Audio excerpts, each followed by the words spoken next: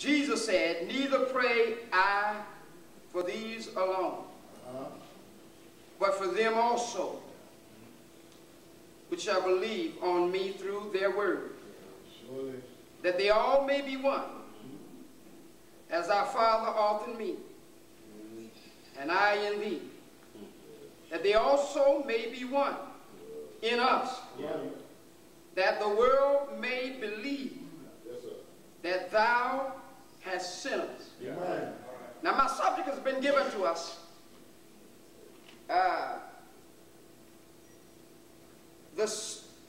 Speaking to denominational word.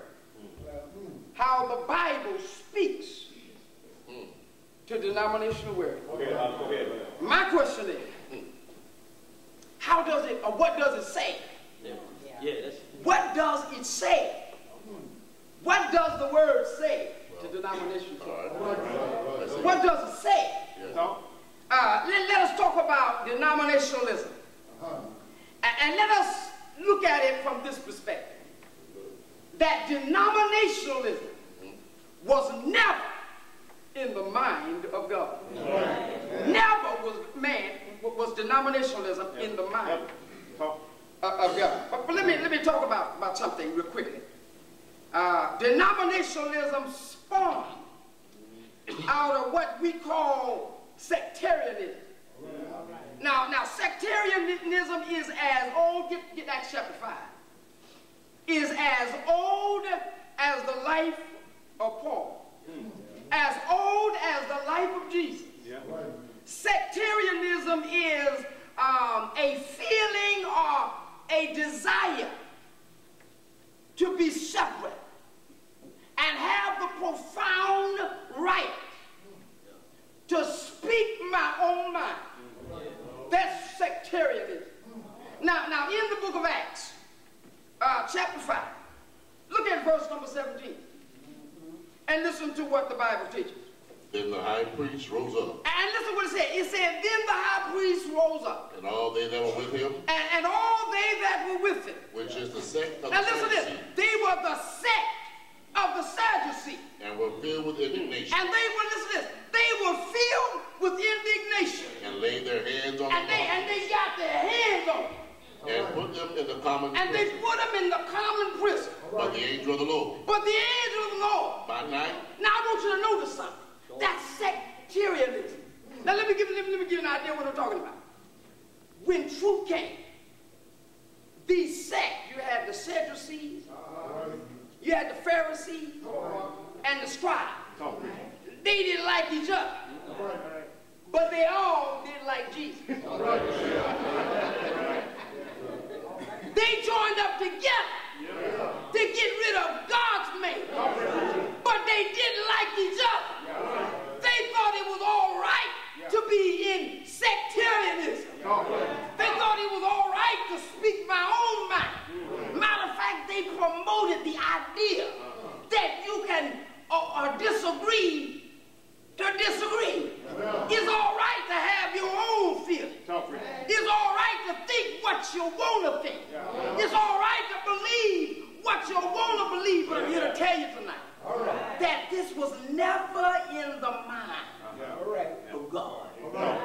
Never. Let me show you something about sectarianism. Sectarianism comes from a word we like to use, subjectivism.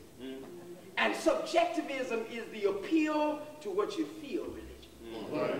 I love, folks say, I know Jesus because I feel him in my heart. That's subjectivism. You see, subjectivism is that my faith is built on what I feel. You see, it needs to be turned around. My faith needs to be built on what God said. And what I feel is because of what God said.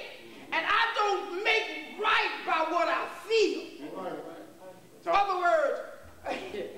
words, what you feel cannot justify what you do. What you do has to be given by what God said. And that's sectarianism. And that's subjectivism. Because if we on subjectivism, then anybody can say, I'm right because I feel. Hinduism would be right because he feel it right. The Baptist church could be right because they feel it right. Because if right is because you feel it right, then everybody gonna be right. And subjectivism is a dangerous doctrine. And so sectarianism, which is how denominationalism came about. Sectarianism is, and this thing spawned out of the Constitution of the United States. They were running from Europe, and they said when they got to America, they said, you know, we want to go to a land where we can do what we want to do. We want to go to a land where we have the right to practice sectarianism. We have the right to do whatever we want. We want to build a constitution that gives us the right to religion. Matter of fact, we want to build a constitution that tells us that we have the right to speak our mind. And all of us run that. That's my constitutional right. But your constitutional right won't get you to heaven.